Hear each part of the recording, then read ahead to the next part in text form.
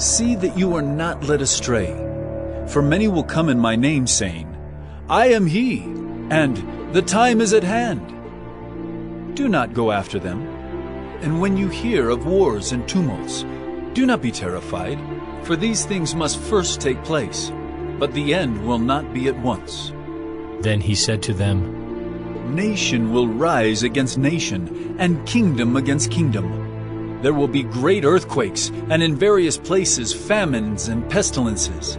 And there will be terrors and great signs from heaven. But before all this, they will lay their hands on you and persecute you, delivering you up to the synagogues and prisons, and you will be brought before kings and governors for my name's sake. This will be your opportunity to bear witness. Settle it therefore in your minds, not to meditate beforehand how to answer.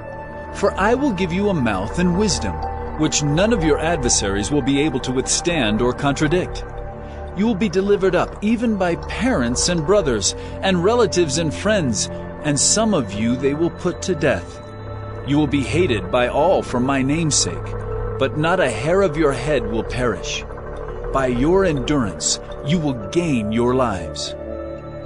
But when you see Jerusalem surrounded by armies, then know that its desolation has come near.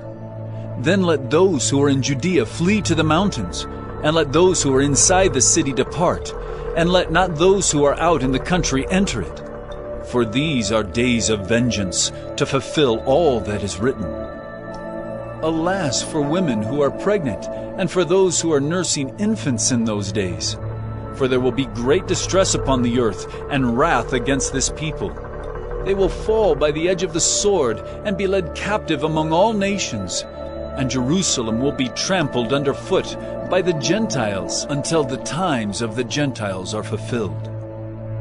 And there will be signs in sun and moon and stars, and on the earth distress of nations and perplexity, because of the roaring of the sea and the waves.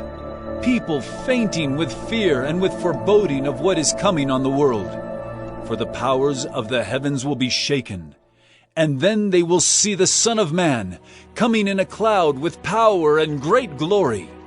Now when these things begin to take place, straighten up and raise your heads, because your redemption is drawing near. And he told them a parable. Look at the fig tree and all the trees.